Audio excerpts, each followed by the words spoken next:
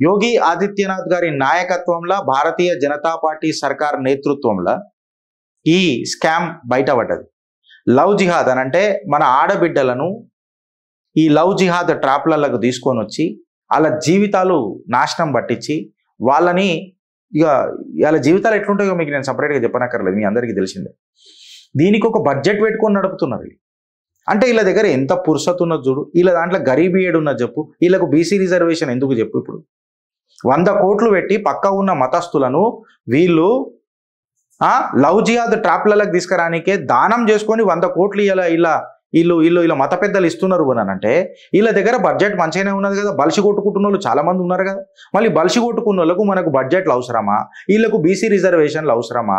ఈ appeasement politics దేశంలో ఎన్ని రోజులు నడుస్తారు అని చెప్పి మాట్లాడితే UP Uttar Pradesh anti terrorism squad ఏదైతుందో మొహమ్మద్ జమాలుద్దీన్ ఇంకా నస్రీన్ అనే ఈ యువతిని అరెస్ట్ చేశారు.